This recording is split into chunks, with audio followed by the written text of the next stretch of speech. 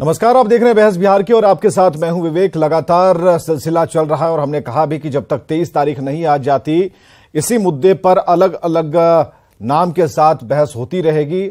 आज मुद्दे का जो हेडलाइन है वो ये है 2024 नीतीश मोदी को हरा देंगे। ये सवाल इसलिए हो रहा है कि नीतीश कुमार प्रयास कर रहे हैं। मेहनत करने वालों की कभी हार नहीं होती और नीतीश वही कर रहे हैं। नीतीश बराबर कह रहे हैं कि हम कोशिश कर रहे हैं। उनके साथ युवा नेता तेजस्वी हैं, उनके साथ जो 23 तारीख को एक बड़ी पलटन बिहार पटना में बैठेगी, वो साफ तौर पर दिख रहा है कि नीतीश का प्रयास उस तरफ जा रहा है जिस तरफ नीतीश चाहते हैं। अब इसके ऊपर कई सवाल हो रहे थे। कल की डिबेट में हमने ये पूछा भाई कि जो मेन फ्रंट बना रहे हैं उस मेन फ्रंट का फ्रंट पर कौन होगा, तो ये उस बैठक में तय होगा। संयोजक कौन होगा उस बैठक में तय होगा। कैसे कैसे हिसाब किताब लगाएंगे, कौन सा फॉर्मूला होगा, बैठक में तय होगा। लेकिन सवाल यह है कि कुछ ना कुछ तो दिखाना पड़ेगा ना। तर्कस में सारे तीर जो हैं वो नीचे की तरफ डाउनवर्ड में सारे सजा कर रखे हुए हैं। तो ऐसा तो अग्नेयास्त्र नजर आए जिससे देख कर लगे कि हाँ भाई, अगर इसे चला दिया तो सामने वाला तो चित ही हो जाएगा। हालांकि नीतीश मोदी को हरा पाएंगे नहीं पाएंगे ये आम जनता के ऊपर निर्भर है। लेकिन सवाल है कि आज जो तेजस्वी यादव ने डंके की चोट पर कड़कदार आवाज में जो बात कही और आडवाणी रथ यात्रा उसको रोकने वाले लालू प्रसाद की याद दिला दी, और आज फिर उसे मिलाकर उन्होंने कहा कि अब नीतीश कुमार की बारी है, अब चाचा जी की बारी है जो अब मोदी के इस रथ को वो रोक देंगे। वो जरा सुनिएगा बयान। साल चला जा रहा है, क्या क्या साजिशें चली जा रही हैं, सब हम लोग देख रहे हैं। लालू जी ने आडवाणी जी का रथ रोका, इस बार महागठबंधन की सरकार नीतीश जी के नेतृत्व में हम लोग यहां से मोदी जी का रथ रोकेंगे। आज की डिबेट को शुरू करते हैं बिना किसी रिपोर्ट के, क्योंकि आजकल के बयान खुद में एक रिपोर्ट होते हैं। धनंजय गिरी प्रवक्ता बीजेपी से हमारे साथ हैं, बहुत स्वागत है। शक्ति यादव जी का स्वागत प्रवक्ता आरजेडी से, इमराज राम का स्वागत प्रवक्ता जेडीयू से, और डॉक्टर संजय कुमार हमारे साथ मौजूद होंगे कुछ देर में राजनीतिक विश्लेषक के तौर पर। उनका भी हम आने पर स्वागत करेंगे। सबसे पहले धनंजय गिरी जी, आपसे तेजस्वी की आवाज पहुंची होगी आपके कानों तक। आप तो दिल्ली में हैं और तकनीक के सहारे जुड़े हैं, लेकिन आज जो कुछ भी तेजस्वी यादव ने कहा, हम चाहेंगे कि बीजेपी इस पर खुलकर रिएक्शन दे। हालांकि अरविंद जी ने कहा है, उन्होंने कहा कि लालू प्रसाद ने रोका तो लालू चले गए होटवार में, अब नीतीश की बारी है। तो हमें जरा बताइए, इस कंसेप्ट को जरा समझाने की कोशिश कीजिए। देखिए, ऐसा है ना कि लालू जी ने जब आडवाणी जी की यात्रा रोकी, उसके बाद राम मंदिर बना। भगवान राम टेंट से निकलकर अपने भव्य मंदिर में जा रहे हैं और उनके भक्त भारतीय जनता पार्टी आज 300 के पार है और लालू जी की पार्टी का जी शून्य पर है। पार्लियामेंट में उनकी शून्य की संख्या है। जाको प्रभु दारुण दुख देही ताकि मति पहले हर लेंगे। वो इस चक्रव्यूह में अभिमन्यु की भूमिका में आना चाहते हैं, उनका स्वागत है। कहते हैं ना कि वही हकदार है किनारों का जो बदल दे बहाव धारों का। एक तरफ 1.5 दर्जन पहलवान, एक तरफ नरेंद्र मोदी अकेले चुनाव लड़ने का मादा रखते हैं। अकेले लड़ने की हिम्मत किसी की भी नहीं है, क्योंकि बिहार की जो बात करें, नीतीश जी बुला रहे हैं बिहार में, तो बिहार में क्या बताना चाहते हैं, क्या दिखाना चाहते हैं? जो ब्रिजिंग वो करना चाहते विपक्षी दलों की, बिहार के टूटा हुआ पुल दिखाना चाहते हैं, या बिहार के श्रम से, बिहार के पसीने से जो बिहार की सूरत बदल सकती थी कि वहां के बिहार के उठ के लोग जाके सूरत की सूरत बदल रहे हैं, वो दिखाना चाहते हैं। भाजपा ताकतवर इसलिए नहीं है कि भाजपा सत्ता में है। भाजपा ताकतवर इसलिए है क्योंकि उसके पास सांगठनिक और सैद्धांतिक शक्ति है। भाजपा भारत की नहीं, दुनिया की सबसे बड़ी राजनीतिक पार्टी है और उससे भी बड़ी हमारे पास जो वैश्विक नेतृत्व है आज आदरणीय नरेंद्र मोदी जी का। जब अमेरिका का प्रधानमंत्री, अमेरिका के राष्ट्रपति कहते हैं कि हम आपका ऑटोग्राफ लेना चाहते हैं, और ऑस्ट्रेलिया के प्रधानमंत्री कहते हैं कि Modi is the boss. Dhananjay ji, ये कौन ऑटोग्राफ ले रहा है, कौन प्रधानमंत्री के चरण छू रहा है, इसको इस वक्त डील करने की क्या जरूरत है? हमारा ये कहना है कि जब सभी लोग मिलकर के अगर एक होना चाह रहे हैं, होने दीजिए, आप पर तो फर्क नहीं पड़ना चाहिए। जब प्रधानमंत्री नरेंद्र मोदी भारत के सबसे चहेते नेता हैं, जिनके नंबर्स ज्यादा हैं, जो प्रधानमंत्री हैं, अगली बार का आप लोग कह रहे हैं कि अगली बार भी वही आएंगे, तो कोई दिक्कत नहीं होनी चाहिए। क्योंकि हम देख रहे हैं कि बीजेपी वाले इस पर बयान तो दे ही रहे हैं, तो क्यों, ऐसा क्यों? ये कोई घबराहट में बातें निकल रही हैं ये शब्द क्यों निकल रहे हैं? छोड़ दीजिए ना, करने दीजिए मीटिंग, क्या फर्क पड़ता है? देखिए, मैंने बिल्कुल मीटिंग करें, कहां कोई मना कर रहा है? कोई मना तो नहीं कर रहा। आप मीटिंग करें, शौक से करें और बैठ करके विमर्श करें, लेकिन विमर्श में जो अपने ही संघर्ष का समाधान तो कर ले।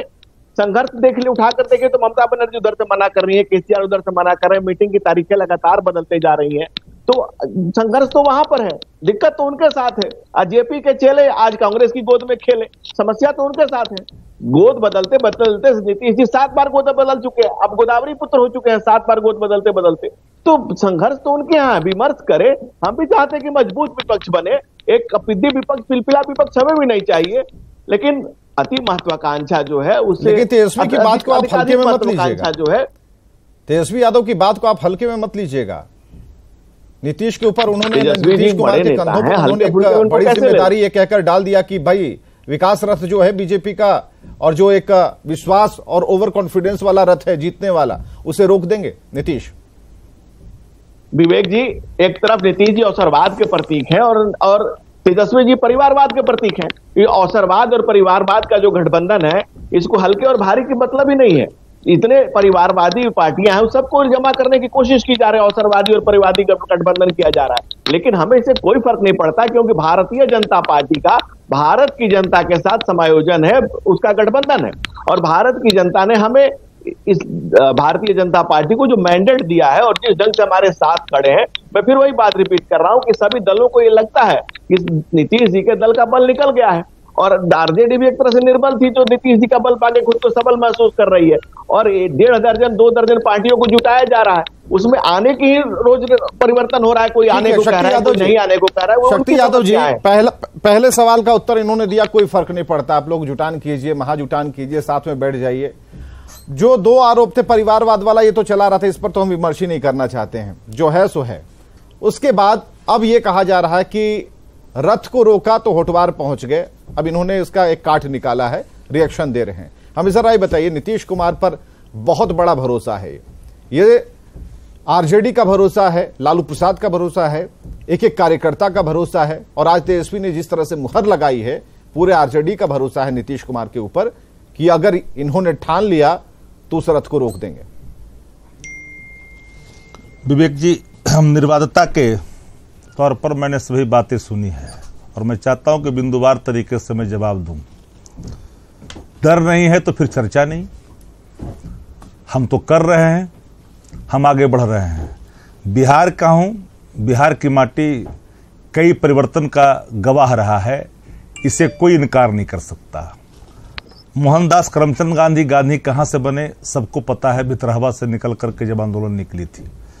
जेपी मूवमेंट आज भी लोग याद करते हैं, अधिनायकवाद के खिलाफ था, और आज जो अघोषित इमरजेंसी देश पे लागू है, लोकतंत्र में सत्ता आती जाती सबको पता है, 4 से 303 तक गए हैं जनता के विश्वास पर, लेकिन जनता के विश्वास को आप अगर छिद्र करेंगे, तोड़ेंगे, तो उसकी सजा आपको मिलेगी।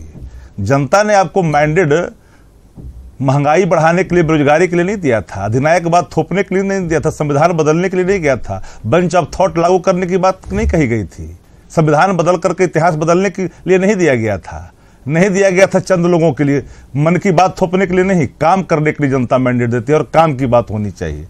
गठबंधन का मजबूत बंधन का आकार इनको स्वाभाविक तौर पर अपच लगेगा, क्योंकि जो भी पार्टियां ये भूल जाते हैं, इनको मुद्दे समझ में नहीं आ रहे हैं, जो जहां जहां जिन राज्यों में जो स्थानीय मुद्दे हैं, महंगाई, लाचारी, बेबसी, बेरोजगारी हालात है, और ये बता रहे हैं कि विश्व की बड़ी पार्टी होने का। दक्षिण भारत में कहां हो भाई विश्व की बड़ी पार्टी, किस बात का? दक्षिण भारत में आप समाप्त हो चुके हैं, और महाराष्ट्र में और मध्य प्रदेश में कैसे आया अनैतिक रूप से सबको पता है, और अब हमको कह रहे हैं कि उनके बल से बलशाली बन गए। अरे आप सब लोग के खिलाफ हम चुनाव लड़ करके सबसे बड़ी पार्टी बिहार में है, हम किसी के कृपा से नहीं है, माफ कर जनता के आशीर्वाद से है। बीजेपी और आपको ये कहती है कि नीतीश कुमार पर इतना भरोसा करना ठीक नहीं है, क्योंकि उन्होंने देखा, उन्होंने झेला, ये ऐसा बीजेपी का कहना है। तो इतना भरोसा आप लोगों को कैसे है? आज तेजस्वी ने कहा है, तो हल्की बात तेजस्वी नहीं करते। देखिए, एक पक्ष मैं खुल के मैं कह रहा हूं, वो कमंडल यात्रा थी, उन्माद की थी, धार्मिक भावना को बिगाड़ने वाली थी, गंगा जमुना तहजीब पर प्रहार था, हमारे एकता को खंडित करने की जो साजिश थी, तो उस पर लगाम लगाया था बिहार ने ही।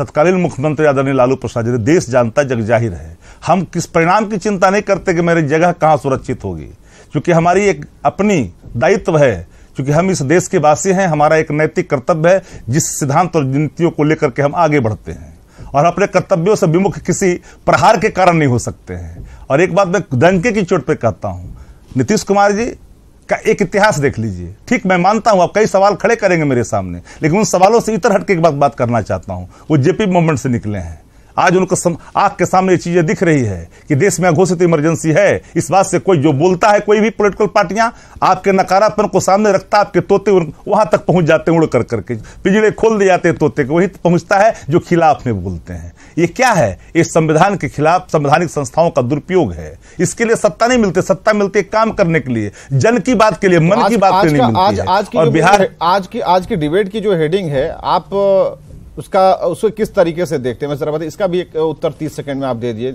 नीतीश मोदी को हरा देंगे 2024? मैं आपको एक डंके की चोट पे एक बात कहता हूं, हमें लगता है कि एक आप निर्भीक पत्रकार अगर हैं भी, मैं स्वीकार करता हूं, और समझ भी है राजनीति की। आप जान लीजिए कि भारतीय जनता पार्टी को भारी कीमत चुकानी पड़ेगी। अब मैं बड़ी लॉजिकल एक बात कहना चाहता हूं, 43 पार्टियों के गठबंधन से आपने 42% मत प्राप्त किया था, 303 तक पहुंचे थे, लेकिन 450 पहुंचने वालों ने इस तरह के काम नहीं किए जो आपने किया। तो एक बात आप जान लीजिए कि आपसे सब लोग ट्रस्टेड अलायंस जिनकी आभा और जिनकी पकड़ मजबूत थी वो बाहर निकल गए। आपके पास 20 से 22% वोट भी देश के अंदर नहीं बच रहा है। आपको तो तड़ी पार होना ही है 24 में। अब की बार तड़ी पार जनता ने मान लिया है। जनता जाइए गांव और कस्बों में, जाइए पगडंडियों में, आपकी आभा कहीं प्लेटफार्मों पर डिजिटल पर दिख सकती है। चाहिएगा तो परोस सकते हैं, आप परोस दीजिएगा, इसलिए कि भारतीय जनता पार्टी ताकतवर है अर्थ के हिसाब से, उसके पास अभी सत्ता का संसाधन है। आप मन की बात पर 9 करोड़ रुपए खर्च करते हैं, ठीक है 30 सेकंड 100 एपिसोड करते हैं, 900 करोड़ खर्च कर देते हैं। दिल्ली चलेंगे 30 सेकंड के लिए, हम जरा दिल्ली चलते हैं। हमारे साथ धनंजय गिरी मौजूद हैं। इसका 30 सेकंड में कोई जवाब जो अगर आप देना चाहें। देखिए, ऐसा है ना कि सामाजिक न्याय, लालू यादव जी बिहार के सबसे बड़े नेता के तौर पे उभरे और गांव गरीब किसान नौजवान गरीब गुरुओं की आवाज बन करके उभरे, सामाजिक न्याय के नाम पर उभरे। लेकिन सामाजिक न्याय की अंतिम परिणति जब उनकी हुई कि मेरे 2 अनमोल रतन और कुछ बाकी बचे तो परिवार में जतन, उसके बाद इस समाज ने उनसे मुंह मोड़ा। नीतीश कुमार उस लालू यादव के जंगल राज के खिलाफ खड़े हुए और जिस जंगल राज के खिलाफ उन्होंने जीवन भर लड़ाई लड़ी, आज उसके गोद में जाकर के बैठ गए। और लालू और नीतीश दोनों की उत्पत्ति कहां से हुई? दोनों के कांग्रेस के खिलाफ लड़े, जेपी के चेले दोनों लड़ाई करे। नीतीश कुमार ने जिस कदम कुआं से कदम की यात्रा की थी, वो टेक्निकल बातें करना चाह रहे थे। ठीक है, ये साहित्य से थोड़ा हम आगे बढ़ेंगे, खासकर नंबर्स पे बात करेंगे और एक महाजुटान और आपको बता दे रहा हूं, महाजुटान और vote percent Bharatiya Janata party मौका देना चाहिए। से हिमराज जी, अभिषेक जी, बड़ी जिम्मेदारी नीतीश कुमार के कंधों पर एक सेकंड आज तेजस्वी ने डाल दी है। विवेक जी, प्लीज विवेक जी, एक सेकंड मात्र एक सेकंड। धनंजय गिरी जी ने कहा कि कांग्रेस के खिलाफ, कांग्रेस की उस समय की तानाशाह के खिलाफ थे, किसी पार्टी के खिलाफ नहीं थे। वो तानाशाह था, इमरजेंसी था, उसके खिलाफ थे। आज अघोषित इमरजेंसी इस देश के अंदर में है, इसलिए हम खिलाफ हैं। लोकतंत्र की महफूजियत इस देश में चाहिए, स्वस्थ लोकतंत्र चाहिए। एक ऐसी सरकार चाहिए जो पॉलिटिकल वेंडेटा का इस्तेमाल नहीं करे, एक ऐसी सरकार चाहिए जन की बात करे, एक ऐसी सरकार चाहिए जो बेरोजगारी या महंगाई से निजात दिलाए। इसकी चर्चा है, इसके आधार पर हम आगे इस बिना पर मैं कहता हूं 2024 में पक्ष रखिए, क्योंकि आज नीतीश कुमार सामने हैं और खासकर मेन फ्रंट के नेता को हम कल तक टॉर्च लेकर ढूंढ रहे थे, लेकिन तेजस्वी ने इशारा कर दिया है। देखिए, अभी देश में जो माहौल है ये भारतीय जनता पार्टी के खिलाफ माहौल है। चूंकि भारतीय जनता पार्टी ने जनता से वोट लेकर के जनता को ही ठगने का काम किया इन 9 साल के अंदर। जनता से किए गए वादों को इन्होंने जुमला करार दिया। इन्होंने तो जनता से वादा किया कि हम हर साल 2 करोड़ लोगों को रोजगार देंगे। इन्होंने जनता से वादा किया। हमें ये बताइए ना, रथ रोकने वाली बात बोलिए ना, कैसे ये होगा? कैसे? बिल्कुल, कैसे रोकिए? और हम लालू जी ने तो रोक के दिखा दिया। और जो सबसे बड़ी बात है विपक्षी एकता की, तो इन्होंने इनके राष्ट्रीय अध्यक्ष जेपी नड्डा साहब ने कहा कि हम जो क्षेत्रीय दल है उनकी भूमिका को समाप्त कर देंगे, उनका अस्तित्व खत्म कर देंगे। तो जनता से इन्होंने वादा किया, जनता के वादों पर ये खरा नहीं उतरे, जनता के तो आप मुद्दों जनता पर के फेल लिए हो नहीं गए। अपना अस्तित्व बचाने के लिए खो रहे हैं। और बिल्कुल जनता के सवालों पर हम मरे हुए हैं। जब देश में जो बड़ी नड्डा जी की बात समस्या है, उस समस्याओं से लड़ने के लिए हम तैयार हैं, उससे निजात दिलाने के लिए तैयार हैं। और जहां तक विपक्षी एकता का सवाल है, विपक्षी एकता का सवाल है, तो पूरे देश में जो बिहार में जो नया मॉडल बना विपक्षी एकता का, बिहार मॉडल, जो पूरे देश में आज वो आगे की तरफ बढ़ता हुआ दिखाई दे रहा है। अभी तो कुछ दिन पहले आप ये जो विपक्षी एकता के सवाल पर मैं सहमत था उससे, लेकिन आपने जो कहा कि बिल्कुल जेपी नड्डा जी की बात को आपने कोट किया, तो जेपी नड्डा ने कहा कि नहीं अस्तित्व चलिए खत्म हो जाएगा। हमें जरा ये बताइए, तो क्या अब मैं आ रहा हूं, बिल्कुल अब मैं आ रहा हूं उसी मुद्दे पर। तो इन लोगों ने जो किया उसका माने भुगतने के लिए परिणाम इन लोग अब तैयार रहे। चलिए ठीक है, डॉक्टर संजय कुमार हमारे साथ सबक सिखाने के लिए तैयार है। संजय जी, और विपक्षी एकता की जहां तक सवाल है, जो विपक्षी एकता की हमारे साथ मौजूद है। अब मुख्यमंत्री ये कहते हैं या जेडीयू ये कहती है कि हम एक कोने से दूसरे कोने बिहार में 5 घंटे में पहुंच जाएंगे, और पता नहीं आज क्यों डॉक्टर संजय कुमार को लेट हो गया भाई दीघा से आने में। डॉक्टर संजय जरा बताइएगा, क्या 2024 में नीतीश मोदी को हरा देंगे? अपने अपने पक्ष हैं, लेकिन विश्लेषण जरूरी है। नहीं, हराने और जिताने का काम तो जनता करती है। कोई नेता कैसे किसी को हरा देंगे और कोई कैसे जिता देंगे। लेकिन हां, अगर विपक्ष गोलबंद हो रहा है और मजबूत विपक्ष की पटकथा लिखी जा रही है, तो संभावना से तो इनकार नहीं किया जा सकता है। चुनौती तो मिलती है, और लोकतंत्र है इस देश में। लोकतंत्र की यह तो खूबसूरती रही है कि अगर जनता जो सत्ता में पार्टी है, अगर उनके ये कार्यों से खुश नहीं है, तो परिणाम कुछ और आता है। जो आज विपक्ष में है, कल वो सत्ता में होती है। जी, आज तेजस्वी के बयान को आपने सुना? जी, मैंने सुना, लेकिन होता क्या है कि जो सत्ता रूपी रथ को रोकने की बात ये कर रहे हैं, बिल्कुल रोक सकते हैं, लेकिन जो कई सवाल हैं, उन सवालों पर एकता बनेगी तब ना। क्या कोई जेपी अब तय हो गए कि ये जेपी की भूमिका में होंगे? 74 में जो स्थिति बनी थी और 77 में जो सरकार बनी थी, उसमें एक जेपी तो थे जिसने बदलाव का लिखा था पटकथा। एक जेपी तो पहले तय कर ले। ईगो जो पार्टियों का है, चाहे वो क्षेत्रीय पार्टी हो या राष्ट्रीय पार्टी हो, क्या ईगो पर इन लोगों ने समझौता कर लिया? क्या विचारधारा को इन्होंने तिलांजलि दे दी कि हमारे पास कोई विचारधारा नहीं रहेगा, मुद्दा रहेगा और हम मुद्दों पर भारतीय जनता पार्टी को घेरेंगे और सत्ता से उनको हम बेदखल कर देंगे? क्या ये प्रधानमंत्री के कैंडिडेचर पर विमर्श हो गया कि हाँ, हमारे प्रधानमंत्री के कैंडिडेट वही होंगे और हम लोग सब लोग मिलकर के इसके लिए मजबूती के साथ लड़ेंगे, लेकिन मुहर वहीं लगेगी? तो डॉक्टर संजय उनकी तरफ जो से सवाल है, तो डॉक्टर संजय ये होगा उनकी तरफ से कि भाई अभी हम बैठे कहां हैं, 23 को बैठने दीजिए, प्रेस कॉन्फ्रेंस करेंगे, सब कुछ बता देंगे आपको, फिर इसका जवाब क्या होगा? मैं तो कह रहा हूं कि बिल्कुल बैठने के बाद ही तो मैं कह रहा हूं कि बैठने के बाद जो चुनौतियां इनके सामने, मैं उन्हीं चुनौतियों को गिना रहा हूं कि अगर इन चुनौतियों को ये सॉल्व करने में या किनारे करने में सफल हो गए, तो निश्चित रूप से क्यों नहीं किसी को। लोकतंत्र है, लोकतंत्र में जनता को जब मुद्दों के आधार पर बीजेपी को ये घेरेंगे कि 9 साल में इनके क्या कार्य है, महंगाई, बेरोजगारी से लेकर के और महिला सुरक्षा से लेकर जितने मुद्दे हैं, अगर इन मुद्दों पर ये पूरे क्षेत्रीय पार्टी, राष्ट्रीय पार्टी अपने ईगो को किनारे कर करके और अगर ये घेरेंगे, तो एक वातावरण तो बन सकता है और परिवर्तन के बाहर बन सकता है। के मुद्दे को लेकर सामने आएगी, राष्ट्रीय फलक पर जो छवि बनी है नरेंद्र मोदी की ने बनाई है, वो सामने आएगी। तो कई ऐसे मुद्दे हैं जो बीजेपी की तरफ से आएंगे। हमें जरा ये बताइए, इनकी तरफ से कौन सा ऐसा एक मुद्दा होगा, अगर राय बनती है, वो बंद कमरे में क्या होगा छोड़ दीजिए, हम जरा आपसे ये पूछना चाह रहे हैं, ऐसा कुछ है जो लेकर के आगे बढ़ेंगे? बिल्कुल हो सकता है। रोजगार का मुद्दा एक बड़ा मुद्दा इनके सामने हो सकता है। बिहार का परिणाम देख लीजिए, जो नैरेटिव तय किया गया था बिहार के चुनाव में, वो क्या था? रोजगार ही था।